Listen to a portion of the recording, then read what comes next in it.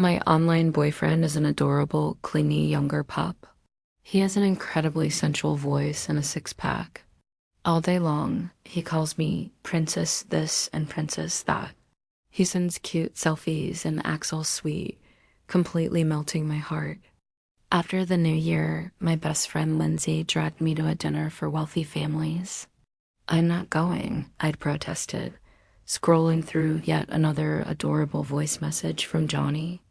But Amelia, Lindsay had wheedled, there will be a selection of handsome guys over 6 feet tall with chiseled abs. A literal selection. My inner thirst, perpetually fed by my online beau's photos, finally awakened. I couldn't resist the temptation.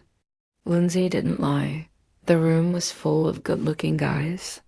But as I compared them to the man lighting up my phone, they all fell short. Lindsay and I were sitting on a corner sofa, tallying our minor successes, when a commotion erupted across the hall. "It's Jonathan Daemon," Lindsay whispered, her voice full of awe. My blood ran cold. I knew that name. The famous young heir, a man known for his icy demeanor and ruthless business tactics. Everyone looked, and that's when I heard him. That all-too-familiar voice, currently laced with cold fury as he scolded a subordinate, was none other than my online boyfriend's. I was frozen on the spot.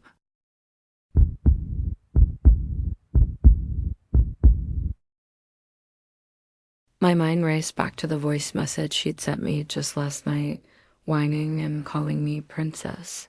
He'd said he had a social engagement. This was his social engagement. Desperate for a lifeline, I opened our chat and typed, "I miss you, call me princess." Another commotion rose from where Jonathan Daemon stood, causing me to gasp. "Linz, what's going on now?" She looked nervous. "It seems his younger brother got into some trouble. They're scolding him." I nodded, feigning indifference. All my thoughts were on Johnny. Suddenly, my phone lit up. "Princess, I'm busy." "Maybe a bit later?" I immediately replied, "I don't want later, I want now." And then I heard it. A familiar voice, clear as day, cutting through the murmur of the crowd from across the room. "Princess, I miss you too." My eyebrow twitched. I looked over in disbelief and saw Jonathan Daemon, his face an impassive mask, holding his phone. The people around him looked terrified. Immediately, my phone buzzed. A 3-second voice message from Johnny. My heart hammered against my ribs. It's a coincidence. It has to be. I turned the volume down and held the phone to my ear. "Princess, I miss you too." It felt like a blow to the head. Clinging to a final, desperate hope, I typed another message. "Really? Then how much do you miss me?" I sent it and stared at Jonathan Daemon. Sure enough, his phone lit up. He glanced at the screen, typed something, and then put his phone away. My screen illuminated at the exact same moment. "I wish I could appear by your side right now." My sweet, submissive Johnny was Jonathan Daemon, the city's most feared heir. Lindsay nudged me. "Amelia, did you hear that?" "It sounds like Jonathan Daemon has a girlfriend. He was talking so softly." I nodded, my mind reeling. I had always thought of him as an eternal iceberg, completely unattainable. And yet, I had spent the last few months training him to send me progressively more revealing photos. "Do you know him?" She looked at me with pity. "I'd love to, but I wouldn't dare." "Have you forgotten what happened to that minor celebrity who tried to drug him?" Her words were a bucket of cold water. How could I forget? That woman was blacklisted and sent abroad. But deceiving him felt even more serious. My online persona was a 28-year-old CEO. I'd made him call me princess.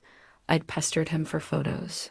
And now I knew this shy, adorable puppy was Jonathan Daemon. I swallowed hard. Linz, hypothetically, if someone deceived Jonathan Daemon, what would happen? She smiled slyly. "You tell me. I'm not guessing." It wouldn't end well. When I looked back, he was gone. A moment later, my phone rang. Johnny's name flashed on the screen. I hung up in a panic. "Why aren't you answering?" Lindsay asked. "Spam call," I lied, It rang again. I hung up again, grabbed my purse, and fled. I spent the night in a state of low-grade terror, my phone filled with missed calls and fleeting messages. Princess, why are you ignoring me? I'll do anything you want. The next day, my mom summoned me to a family dinner. Your grandfather has important guests.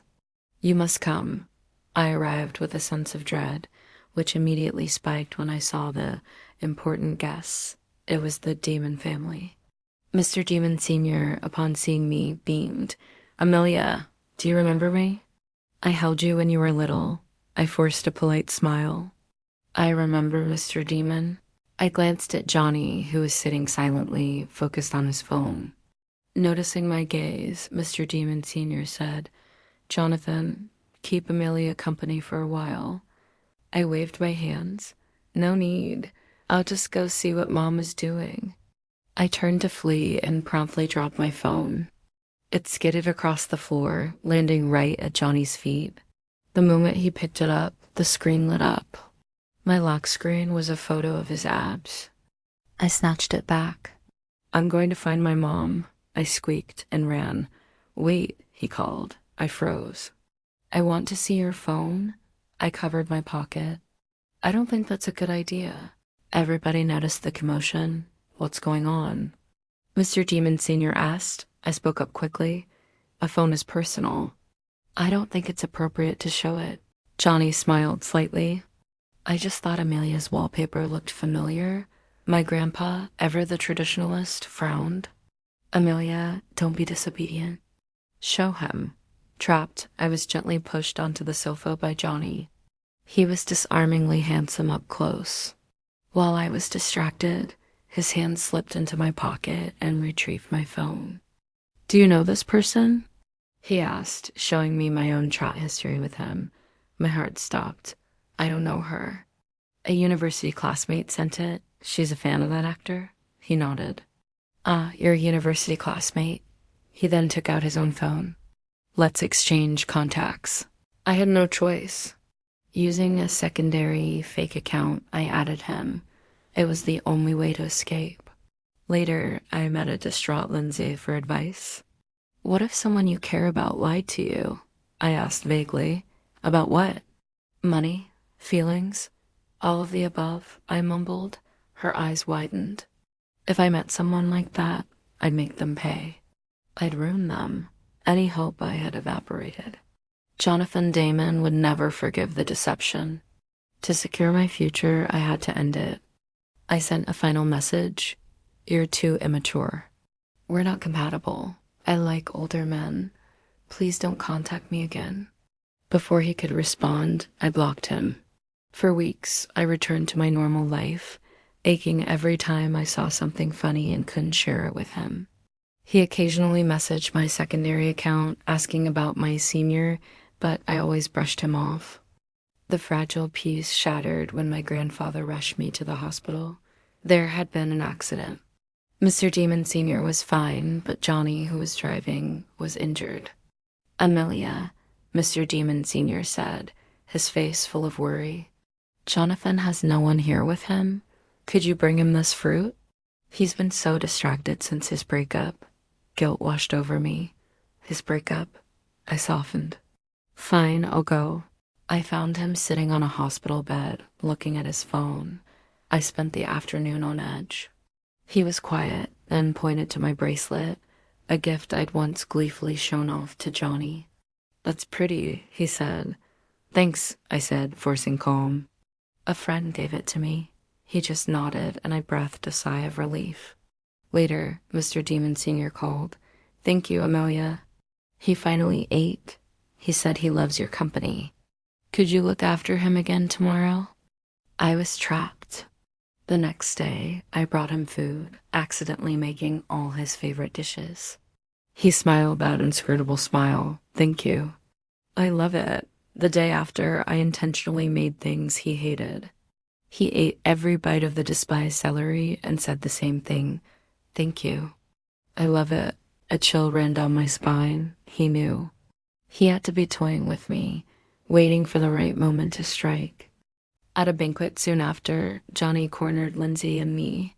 Scamming someone? Is Amelia capable of that? He asked lightly after overhearing Lindsay. I stammered at denial. He then turned his sad puppy routine on Lindsay. Since your breakup, nothing tastes good. Do you think your friend could contact her for me? Panic surged through me. As Johnny pulled out his phone, undoubtedly to show my profile, I stopped him. You know what? I said, my voice strained. Your heart is so sincere. I'll help you one more time. He left, satisfied. I had to come clean to Lindsay. After I spilled the entire story, her face cycled through shock, amusement, and finally worry. Amelia, his methods. If he wanted to ruin someone, our families combined couldn't stop him. We devised a plan. Lindsay's older sister, a real 28-year-old entrepreneur, would pose as the ex. After much begging, she agreed. On the day of the date, I watched from a cafe across the street.